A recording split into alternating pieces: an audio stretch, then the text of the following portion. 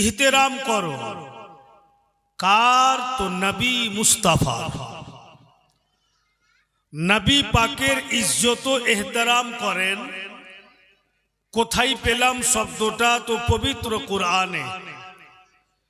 ভাইরা, বন্ধুগণেরা আমার, আর যাদের দিলে নবী মুস্তাফার ইজ্জত ও এহতেরাম হবে, ইনশাআল্লাহ ওদের ঈমান কেউ কখনো লুটে নিতে পারবে না, কখনো ওদেরকে কেউ পথভ্রষ্ট করতে পারবে না। যাদের দিলে নবী পাকের ইজ্জত ও এহতেরাম থাকবে,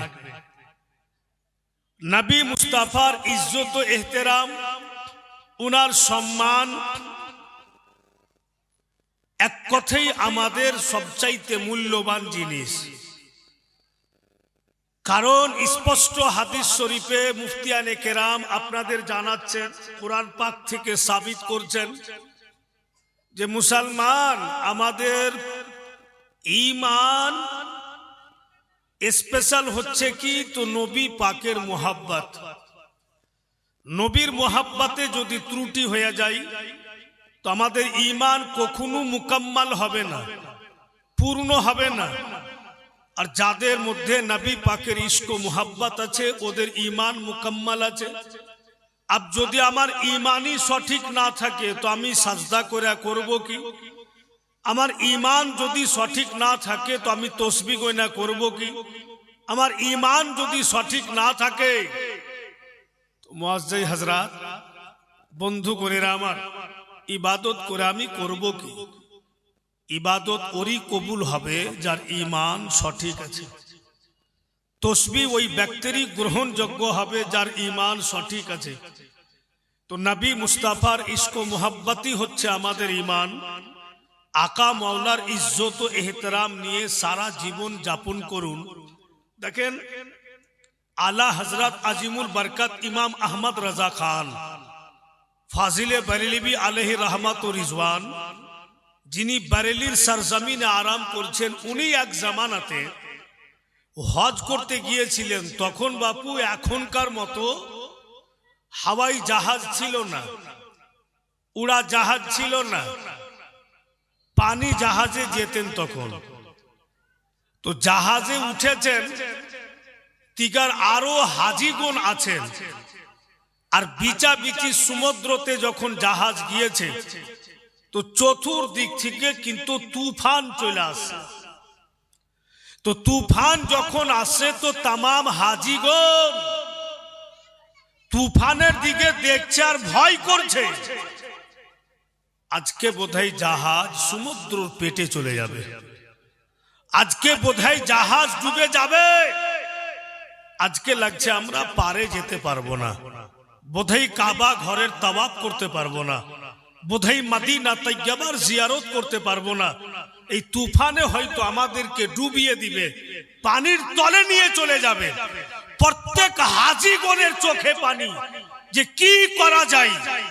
মুআজ্জাজ সবাই চাতক পাখির মতো তাকিয়ে দেখছেন। একজন ব্যক্তি, উনার চোখে পানি নেই, উনি একেবারে বন্ধু দিল লাগিয়া পবিত্র কুরআন তিলাওয়াত করতেছে।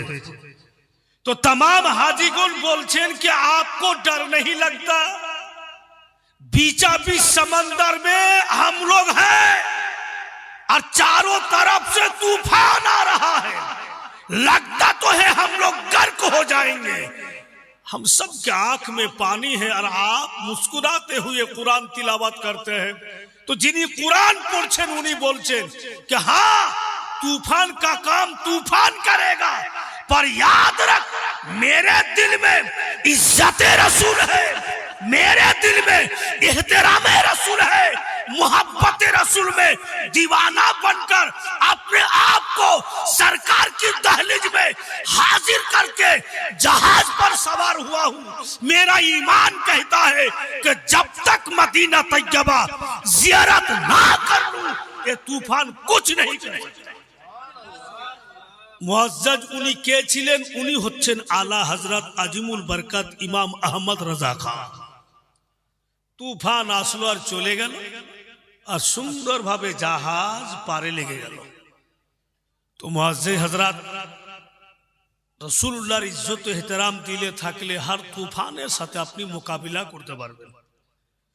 আর যদি দিলের মধ্যে বাবু বলছিলেন না যে এটা ওটা বলছে, ওই ধারণা যদি 72টা গিরহা থাকে ভিতরে, ও গিরহাওয়ালা সুধরিবে না। ও গিরহা খুব টাইট করে বাঁধা আছে। হ্যাঁ, ওর কানে এমন মাকড়সার দুয়া পড়ে দিয়েছে, মাকড়সার যেমন জাল হয় না, এরকম করে মাকড়সার দুয়া ওর দিলে ভরা আছে, বলেই হবে না। ফেরাদারান ইসলাম বন্ধুগণের আমার, আব সেই নবী পাককে যদি রাজি করতে চাই, ওনাকে যদি আপনা বানাইতে চাই, তো নবীর আলো আওলাদকে আপনা বানাইতে হবে। নবীর আহলে বায়াতকে নিজের আপনা করতে হবে। বন্ধুগণের আমার, যখনই উনার পরিবার, উনার আহলে আয়ালকে আপনা করে নিব, তো ঠিক আমরা নবী মুস্তাফার দরবারে পৌঁছে যাব। আর আকা মাওলার দরবারে যখন পৌঁছে যাব, বন্ধু সব কিছু আপনি পেয়ে যাবেন। উনার দরবারে কোনো জিনিসের কমি নাই।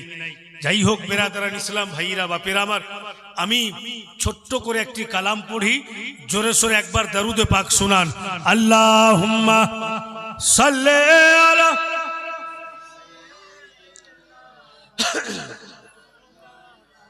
মুহাম্মদ ওয়া আলা আলি সাইয়্যিদিনা